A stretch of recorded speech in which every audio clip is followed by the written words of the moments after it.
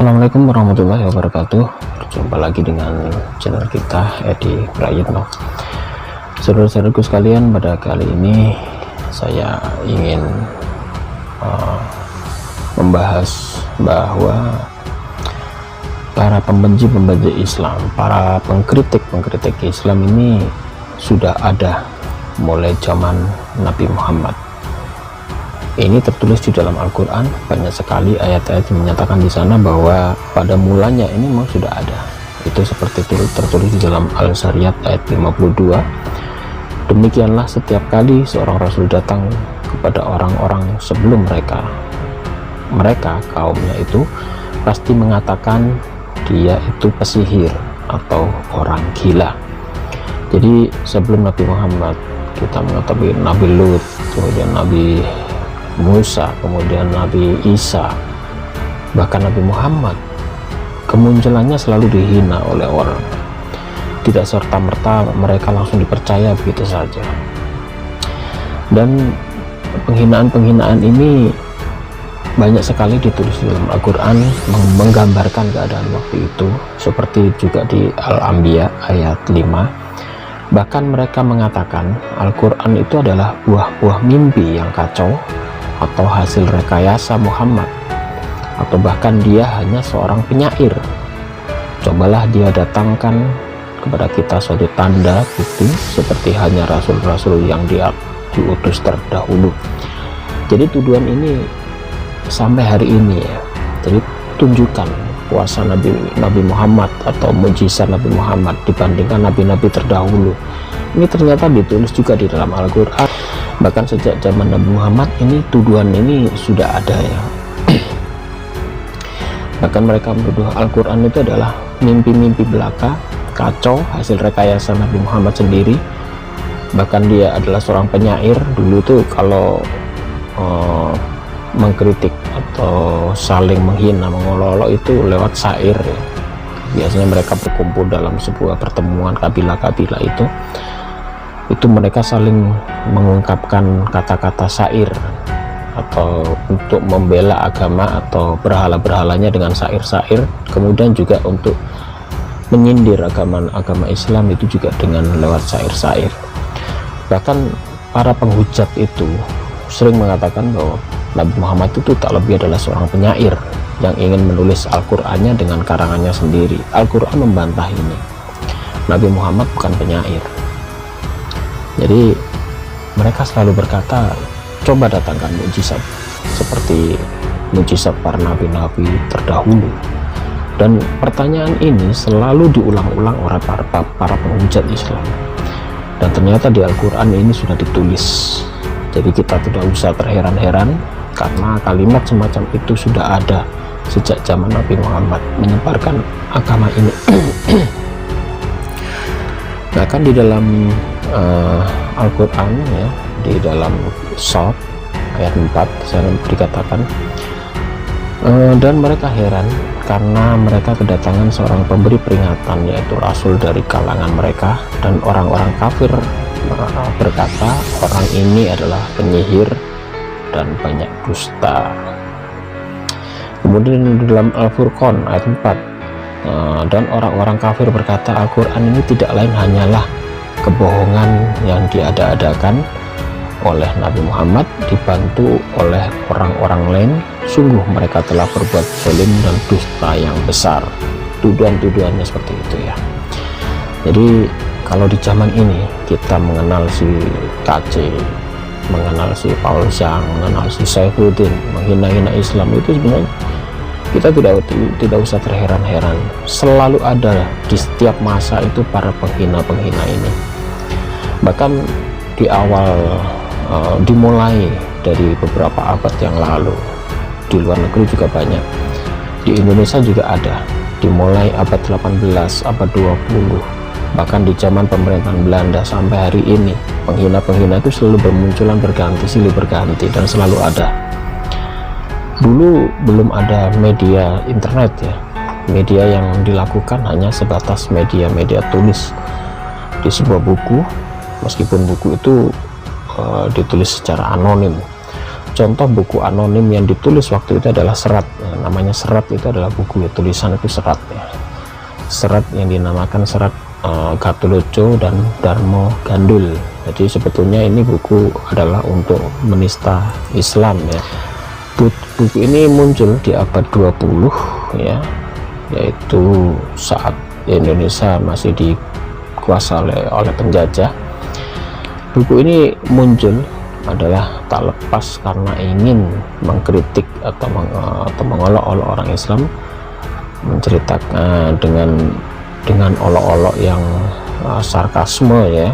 Dia menuliskan di dalam bukunya ini bahwa di dalam buku Gatholoco dan Darmo Gandul itu adalah sebuah pelecehan ya, pelecehan pada ayat-ayat Al-Quran yang diartikan secara porno atau diartikan secara cabul ya. Jadi dalam buku tersebut dia memelintir tafsir-tafsir dari ayat-ayat Al-Quran dan diartikan secara cabul atau porno ya. Jadi seperti namanya, Gatholoco dan Darmo Gandul itu sebetulnya adalah sebuah nama hiasan ya, yang dipakai mereka untuk menyerang Islam, dan pengarangnya tidak diketahui secara anonim waktu itu ya. Tapi di dalam kalimat Darmo Gandul ini adalah menjadikan Islam sebagai bahan olok-olokan adalah ciri utamanya.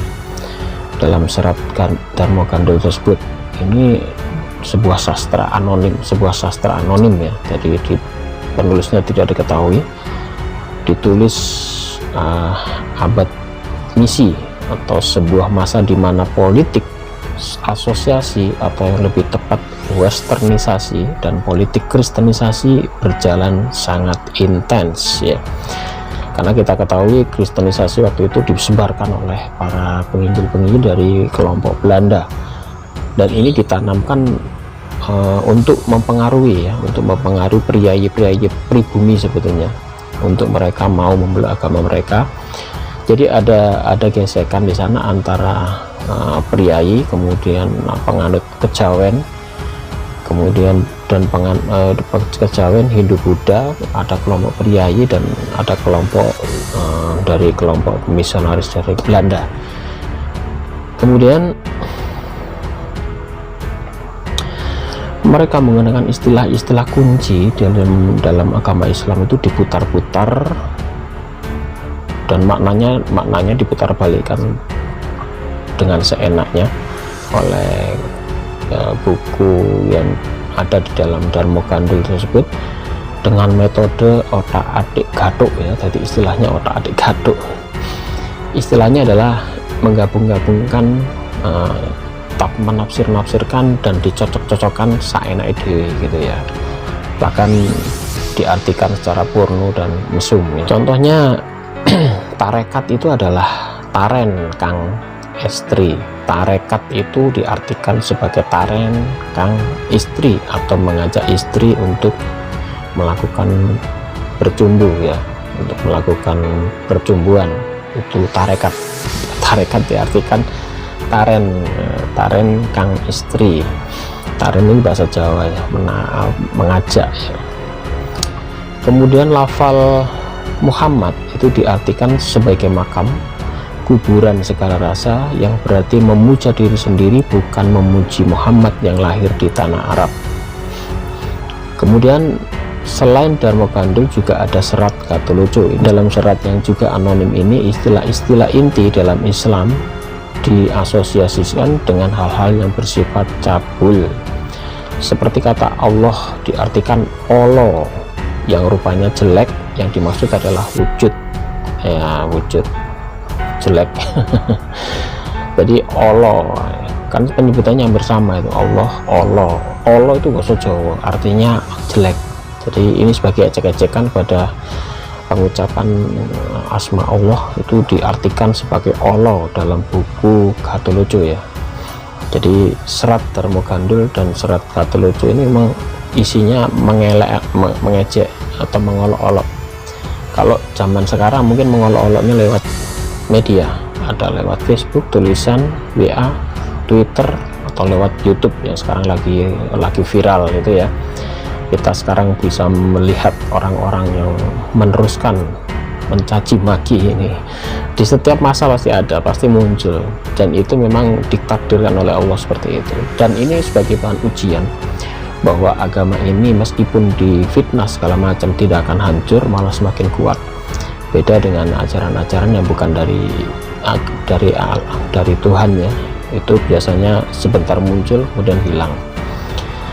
Beda dengan agama Islam, begitu semakin ditekan, semakin difitnah, agama Islam ini semakin berkembang dengan pesatnya.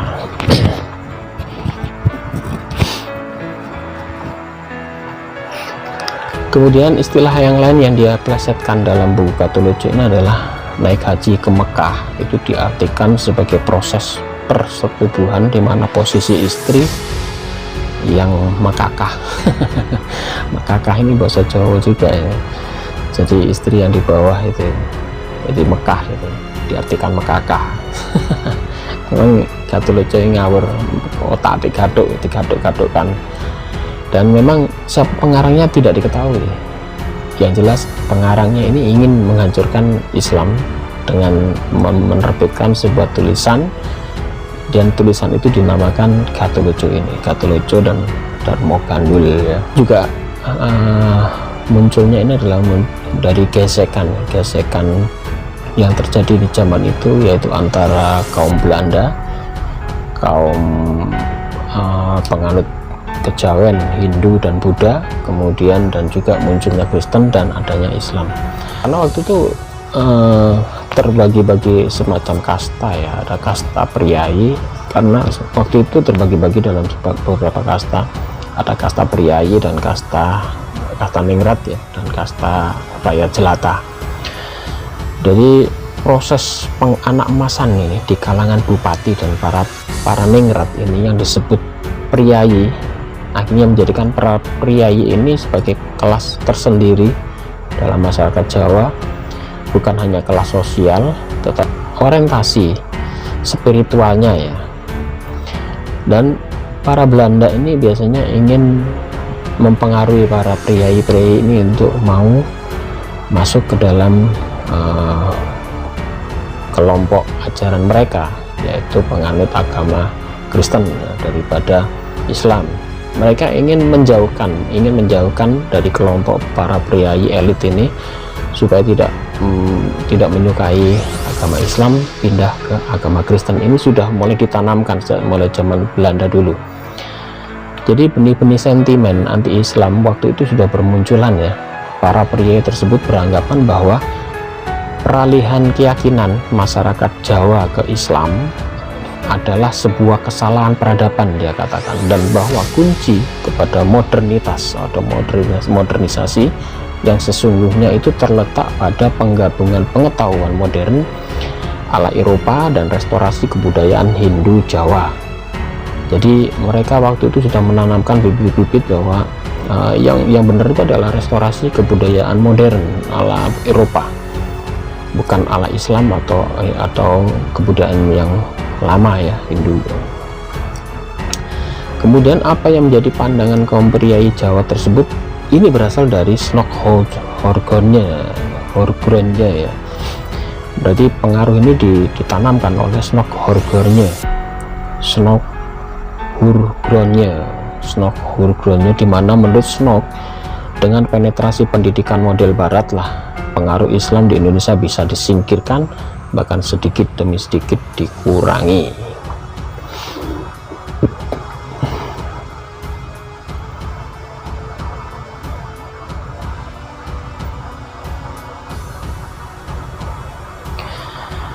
Kemudian pendidikan ini juga bisa menghilangkan jarak kultur orang Belanda dengan para bangsawan dan kaum aristokrat Indonesia.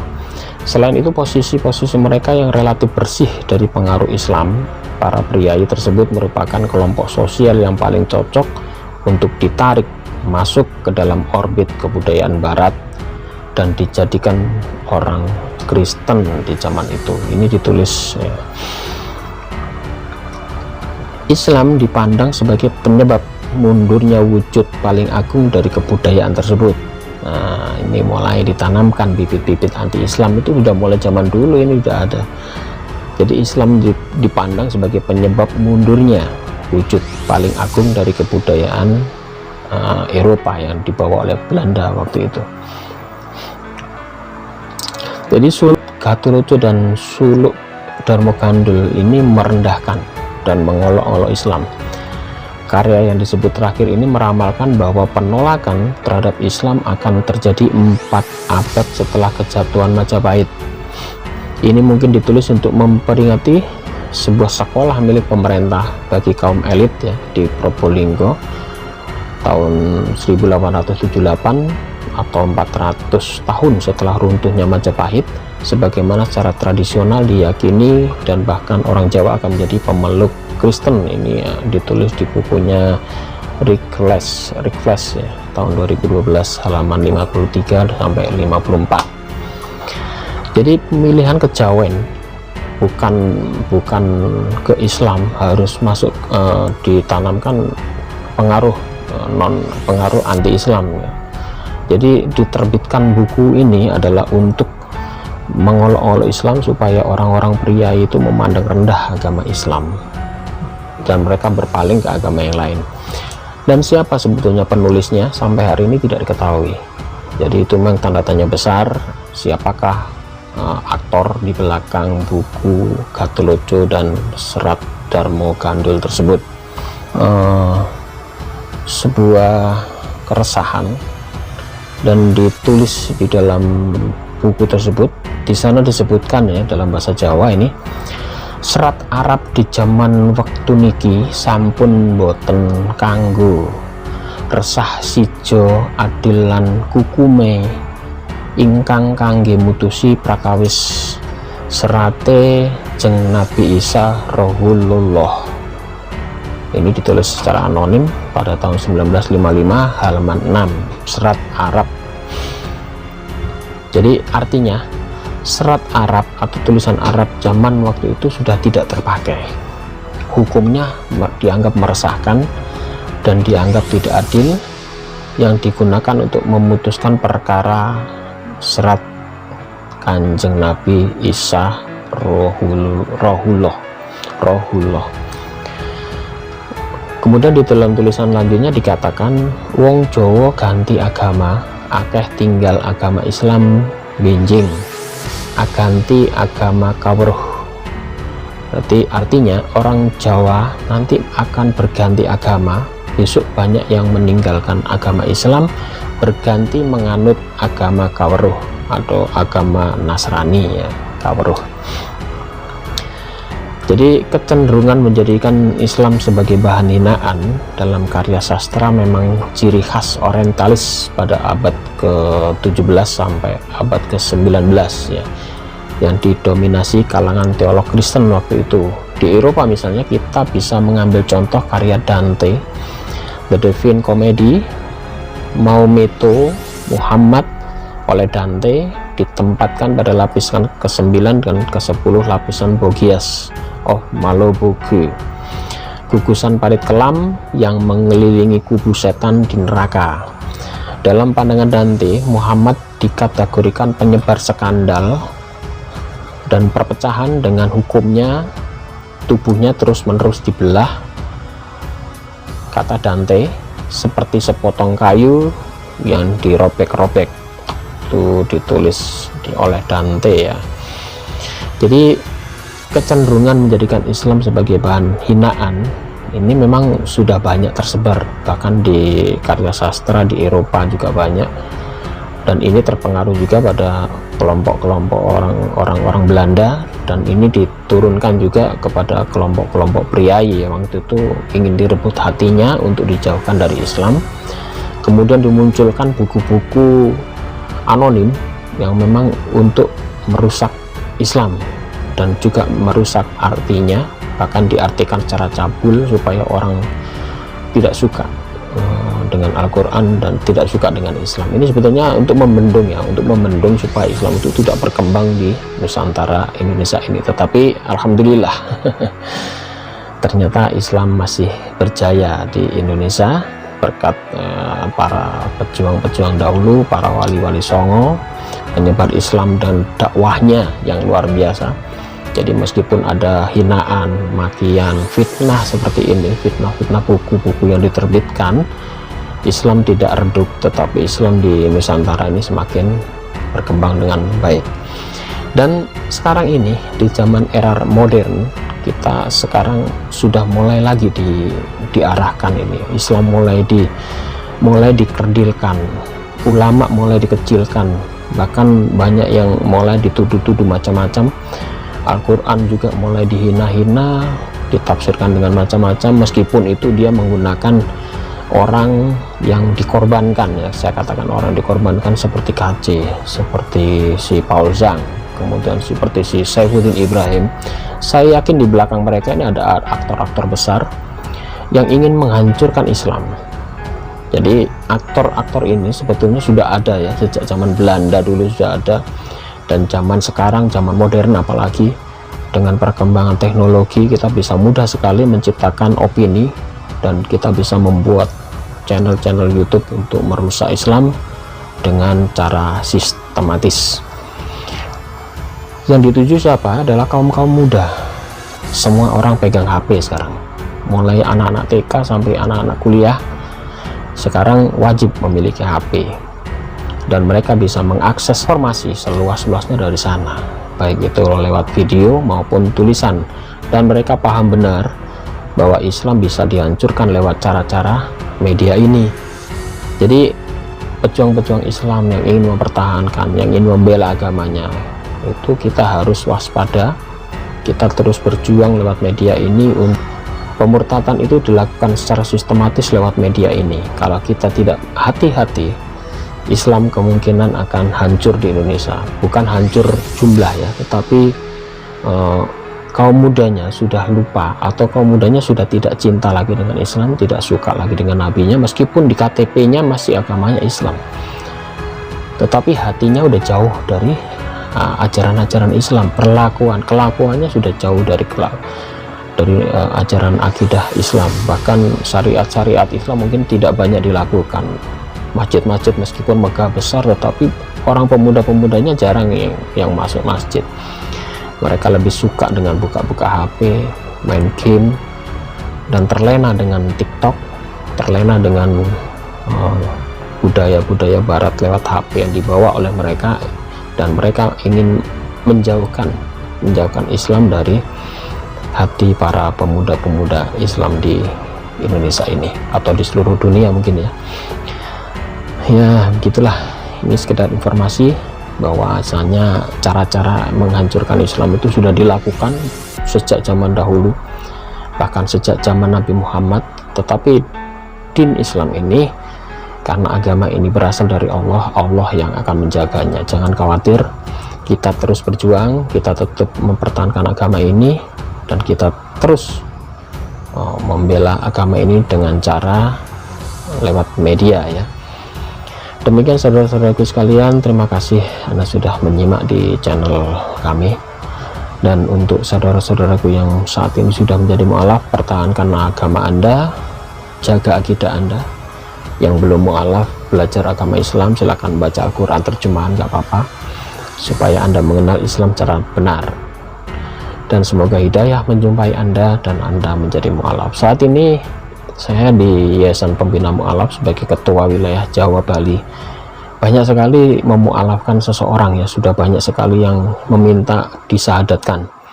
Di beberapa cabang di Manado, di Papua, di Irian, Kalimantan juga banyak laporan, mereka sudah banyak sekali memu'alafkan seseorang. Bahkan banyak sekali orang yang sukarela datang pada kami untuk minta disahadatkan. Jadi kami saat ini ada di Yayasan Pembina Mu'alaf, masih membutuhkan pertolongan Anda. Dalam hal ini adalah soal dana. Saya sudah membuka rekening di deskripsi.